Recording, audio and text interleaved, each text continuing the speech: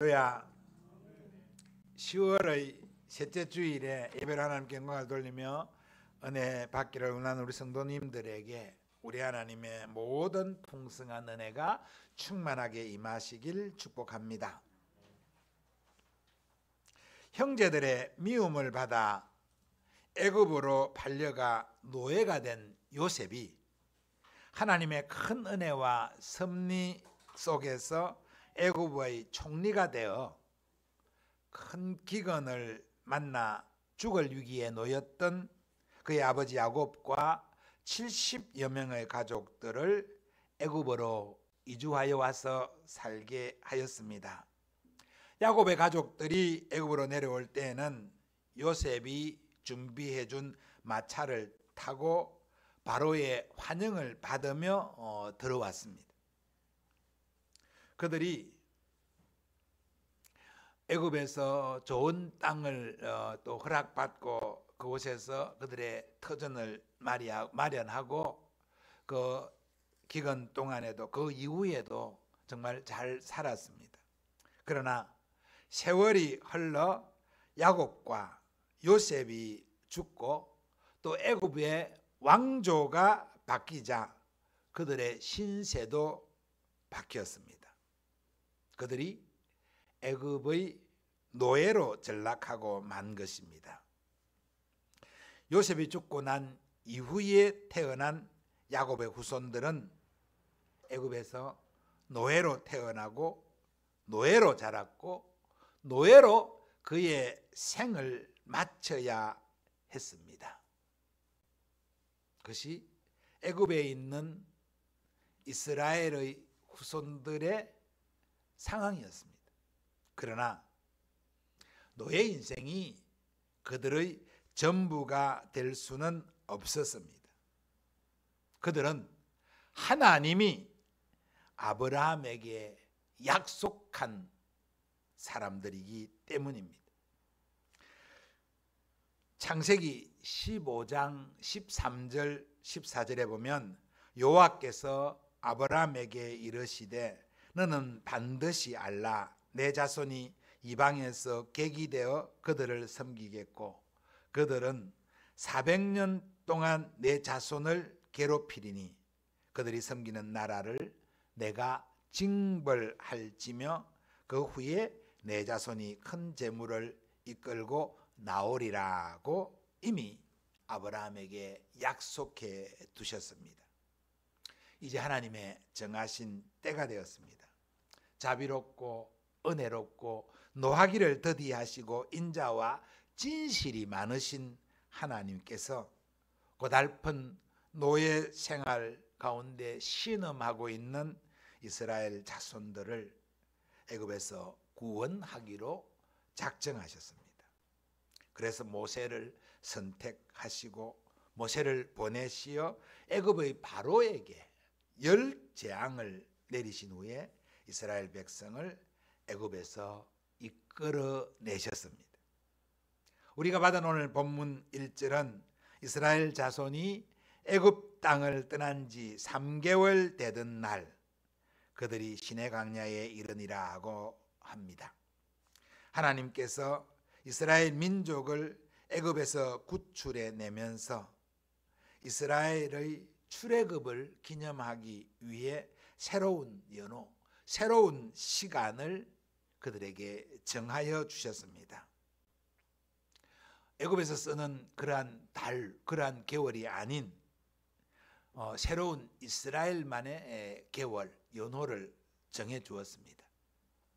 출애굽한 그 달을 한 해의 첫 번째 달로 정하고 1년의 시간을 새롭게 정하여 시작하게 하셨습니다.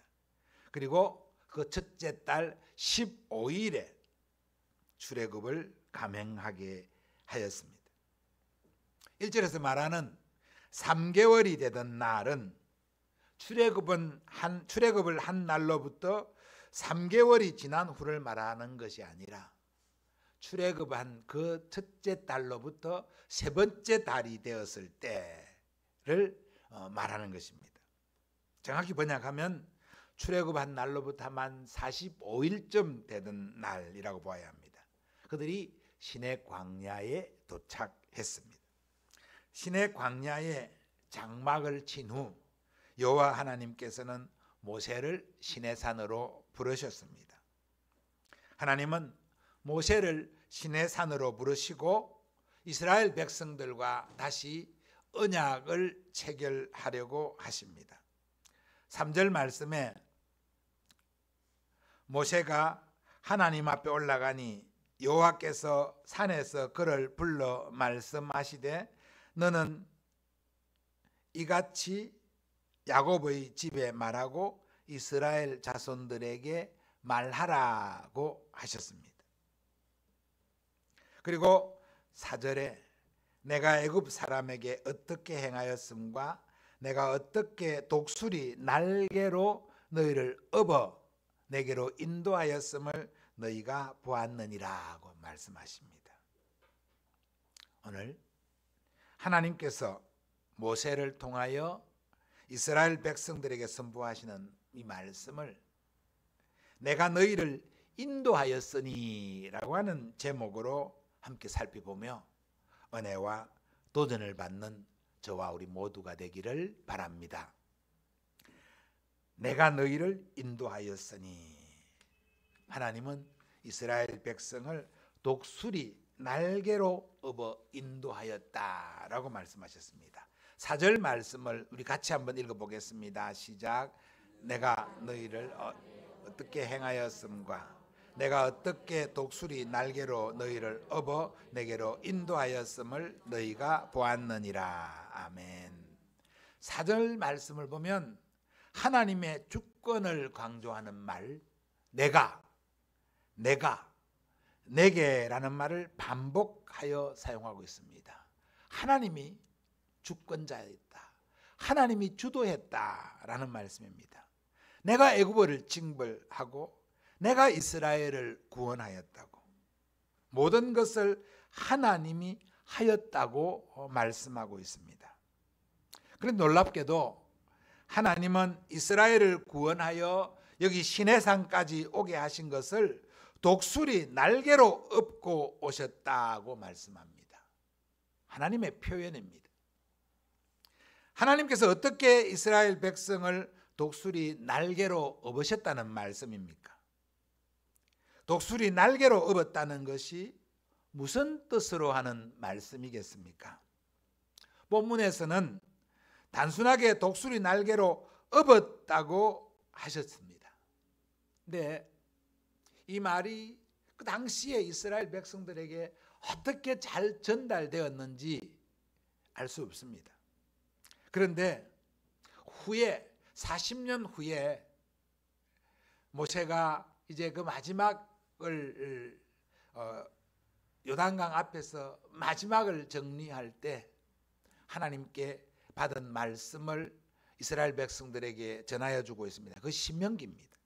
신명기 32장 11절에 보면 마치 독수리가 자기의 보금자리를 어지럽게 하며 자기의 새끼 위에 너풀거리며 그의 날개를 펴서 새끼를 받으며 그의 날개 위에 그것을 엎는 것 같이 라고 하며 하나님의 업으심이 독수리가 그 새끼를 받으며 그 새끼를 양육하는 그러한 장면을 모셔하여 이스라엘을 하나님이 이렇게 인도하셨다고 설명해 주고 있습니다.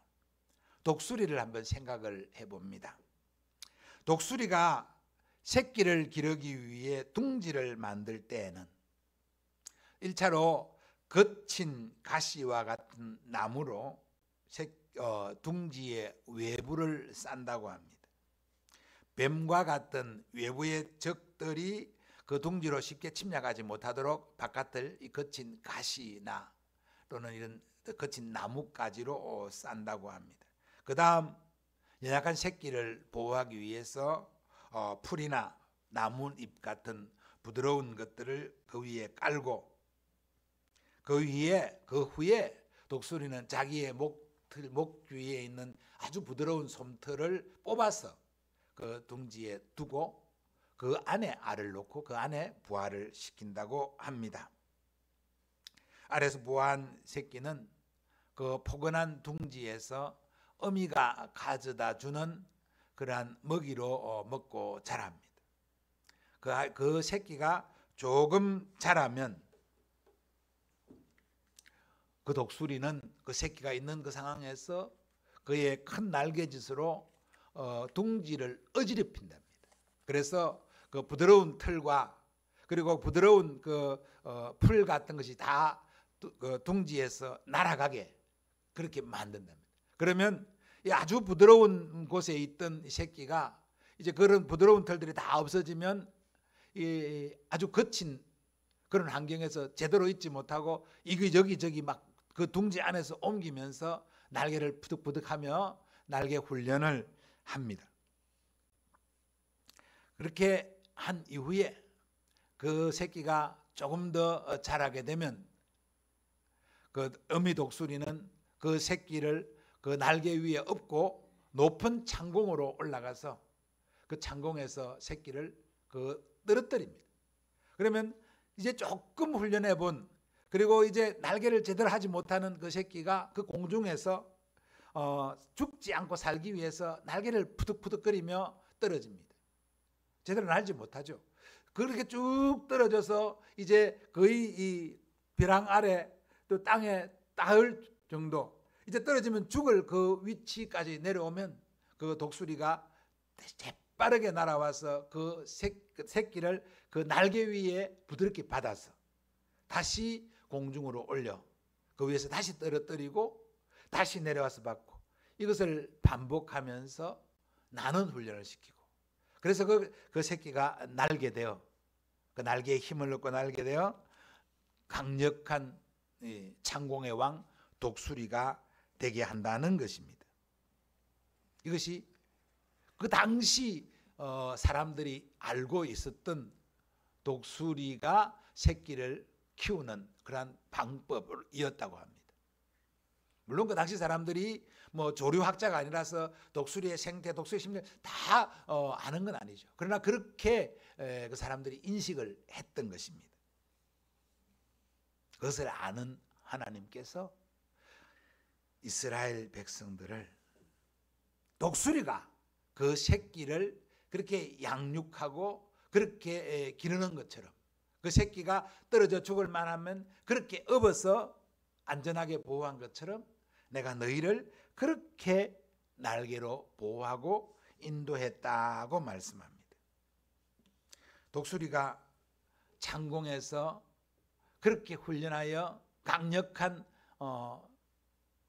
창공의 왕이 되는 것처럼 이스라엘도 그렇게 큰 민족을 만들어 주셨다라고 하는 것입니다. 하나님은 야곱과 그의 자녀들을 기근과 위험의 땅 가나안에서 애굽 고센 땅으로 그렇게 안전한 곳으로 옮겨서 그곳에 둥지를 틀게 했습니다. 그곳에서 잘 자라게 했습니다.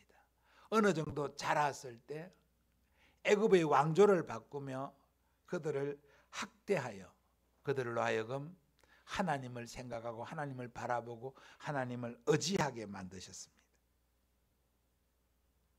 이스라엘이 좀 자랐을 때 하나님이 애굽의 둥지를 어지럽게 만드신 것입니다. 애굽에서 학대받는 이스라엘 백성들이 하나님을 기억하고 하나님께 못 살겠다고 살려달라고 이곳에서 나가게 해달라고 아우성칠 때 하나님은 모세를 보내시어 그들을 하나님의 계획대로 인도하여 내신 것입니다. 더 이상 애굽에서 살지 못하고 출애굽하게 만드셨습니다.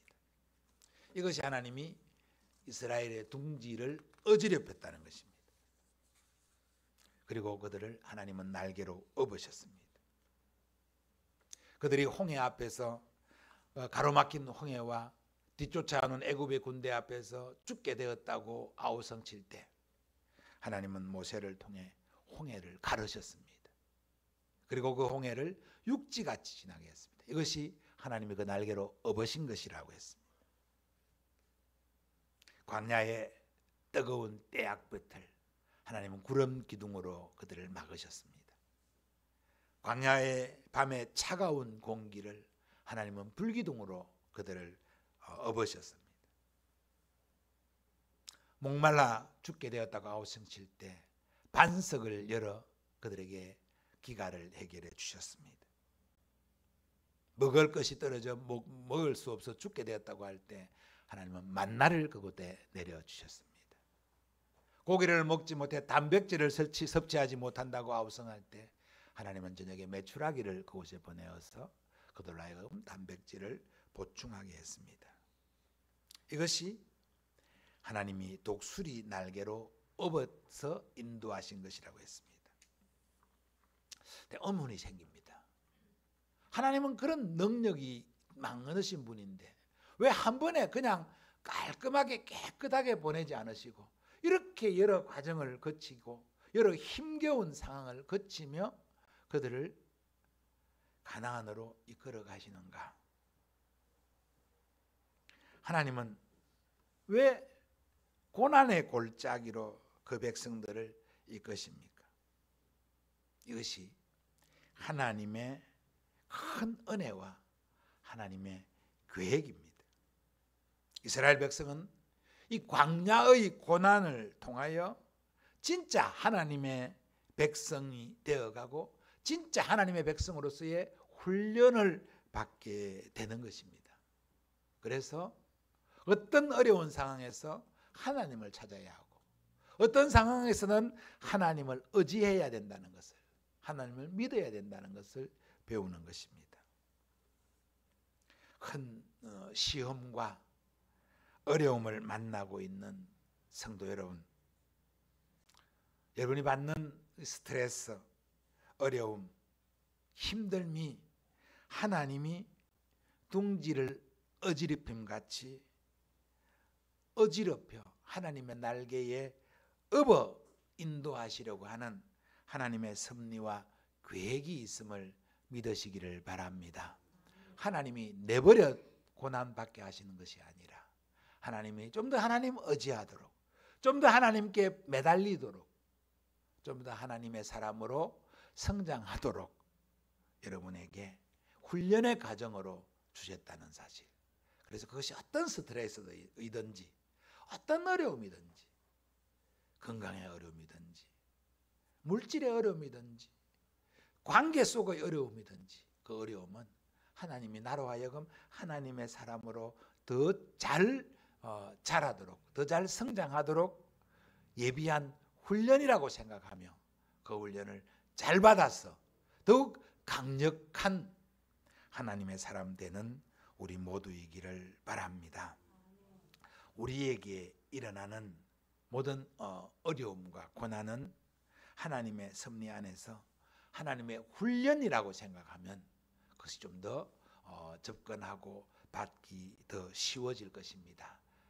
훈련을 잘 받으면 강력한 용사가 되고 훈련을 받지 못하고 계속 피하면 그 훈련소를 졸업하지 못하고 계속 어려움 속에 머물러 있게 되는 것입니다.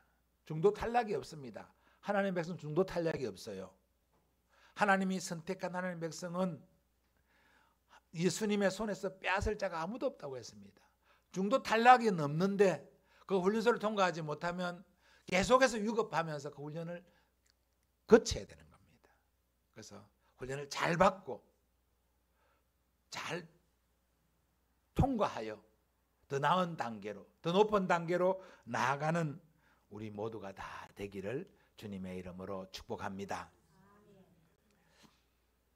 내가 너희를 인도하였으니, 하나님은 하나님의 말씀을 듣고 언약을 지키라고 말씀하십니다. 5절 말씀입니다. 같이 읽어보겠습니다. 시작. 세계가 너희에 속하였나니 너희가 내 말을 잘 듣고 내 언약을 지키면 너희는 모든 민족 중에서 내 소유가 되겠고. 아멘. 하나님은 세계가 다 내게 속하였다고 하십니다. 하나님이 세상의 주인이시라는 말씀입니다. 하나님께서 천지를 창조하셨고 하나님께서 천지를 운행하십니다. 하나님께서 이 세상의 모든 권력과 왕조도 주장하고 계십니다. 모든 것이 하나님께 속했다는 말이 바로 그 말입니다. 지금 애굽에서 출발하여 시내 광야까지 도착한 이스라엘 백성들은 애굽에서 하나님께서 10가지의 재앙으로 애굽을 심판하시는 것을 보았습니다. 홍해를 가르시고 마른 땅으로 건너게 해준 경험도 했습니다. 마라의 썰물이 단물로 변한 것도 경험했습니다. 르비딤에서 반석에서 물이 솟아나와 기가를 해결해 주신 것도 경험했습니다. 만나와 메추라기를 경험하고 있습니다. 이런 이스라엘 백성들에게 이 세계가 다 내게 속하였다고 하시니 그 말씀 앞에 머리를 숙일 수밖에 없었을 것입니다. 이미 경험한 대로 정말 하나님이 이 모든 걸 다 주관하시고 가지고 계신다는 것을 경험하고 있는 그들에게 하나님 다시 말씀하십니다. 너희가 내 말을 잘 듣고 내 언약을 지키면이라고 했습니다. 내 말을 잘 듣고 했습니다. 본문을 원문 그대로 번역하면 너희가 반드시 듣고입니다. 잘 듣고로 번역된 히브리어 사모아 티시메오라는 말은 듣는다는 뿐만 아니라 들은 것을 이해하고 이해한 것을 순종한다는 뜻까지 포함하고 있는 단어입니다.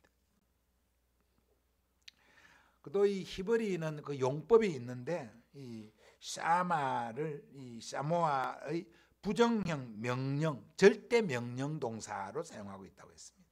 그래서 의미가 매우 강조되고 있는 단어입니다. 이것을 우리말로 번역할 때 내 말을 잘 듣고라고 했습니다. 그 말씀을 온전히 이해하고 숙지할 뿐만 아니라 그 말대로 절대적으로 순종해야 된다는 그 뜻까지 내 말을 듣고에 포함되어 있습니다. 믿기를 바랍니다. 내 언약을 지키면이라고 했습니다. 이 언약은 물론 그 뒷장 20장 이하에 나오는 10계명을 대표로 하는 하나님과 이스라엘 백성들이 맺은 그 언약들을 의미합니다. 더 크게 말하면 구약 성경의 모든 언약, 또 오늘 우리 시대에 더 크게 말하면 신약 시대 예수님께서 또 예수님의 사도들을 통하여 우리에게 주신 하나님의 백성으로 지켜야 할 모든 규례들, 이것이 하나님의 언약입니다. 우리 성경은 그 언약을 지키면으로 말씀하여 언약을 지키는 것이 하나님의 백성이 되는 조건처럼 읽혀지지만 지키면으로 번역한 세마르템이라는 히브리어는 보존한다, 준수한다는 단순 완료형 동사로 쓰여졌습니다. 다시 말하면 언약을 지켜서 하나님의 백성, 하나님의 소유가 되는 것이 아니라 하나님이 하나님의 소유된 백성으로 삼아 주셨으니 하나님의 말씀을 늘 깨어 잘 듣고 그 약속을 마음속 깊이 간직하며 항상 그 약속을 따라 생활해야 된다는 것을 강조하고 있는 말씀입니다. 그렇습니다. 여러분, 이스라엘이 하나님의 언약을 지켜서 하나님이 애굽에서 구출하셨습니까? 하나님의 언약을 지켜서 홍해를 가르고 통과하게 하셨습니까? 하나님의 언약을 지켰기 때문에 그 보답으로 만나와 메추라기를 주셨습니까? 아닙니다. 하나님이 이스라엘 백성들을 먼저 선택하셨고 하나님이 이스라엘을 구속하셨고 하나님이 이스라엘에게 은혜를 베푸셨습니다. 하나님이 주권적으로 하십니다. 내가라고 말씀하지 않았습니까? 우리를 구원하신 것도, 우리가 하나님의 백성 되게 하신 것도, 하나님이 우리를 여기까지 인도하여 주신 것도, 우리가 하나님 말씀을 잘 듣고 하나님 계명에 순종했기 때문입니까? 아닙니다. 오직 하나님의 은혜로, 우리 주님의 은혜로 구원받았고 하나님 백성 되었고 여기까지 도착하게 된 것입니다. 믿기를 바랍니다. 언약을 지켜서 복을 받는 것이 아니라 하나님이 구원하여 주셨으니 그 은혜 때문에 하나님의 말씀을 듣고 순종하고 지키는, 그리고 그 언약의 말씀을 지킬 때 하나님이 더 큰 은혜와 복을 주신다는 사실 믿기를 주님의 이름으로 축복합니다. 5절 하반절부터 6절까지 제가 읽어드리겠습니다. 너희는 모든 민족 중에서 내 소유가 되겠고 너희가 내게 대하여 제사장 나라가 되며 거룩한 백성이 되리라. 너는 이 말을 이스라엘 자손에게 전할지니라 했습니다. 세계가 다 내게 속한 것, 내 것이라고 선언하신 하나님께서 다시 이스라엘 백성을 향하여 모든 민족 중에서 내 소유가 되겠다라고 하십니다. 내 소유로 번역된 이 세쿨라라는 히브리어는, 미안합니다. 오늘 이 단어를 설명하기 위해서 히브리어를 저도 잘 모르지만 주석을 보면서 몇 가지 이렇구나 하고 깨달은 것을 나누어 드립니다. 이 소유로 번역된 세쿨라는 기본적으로 개인 재산을 의미하는 말이지만 이 단어는 가장 소중하게 간직된 보물을 의미합니다. 여러분도 여러 가지를 가지고 있죠. 여러분 각자에게, 여러분 집에 여러분이 아끼는 물건들 여러 가지 있을 것입니다. 그것이 무엇이든지 간에 여러 소유들이 있습니다. 그 중에 가장 귀한 것, 그 중에 내가 제일 아끼는 것, 그걸 뭐라 그럽니까?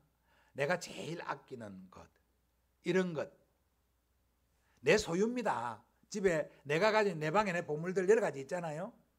그 중에 내가 제일 좋아하는 것, 내가 제일 아끼는 것, 이게 세큘라라는 단어입니다.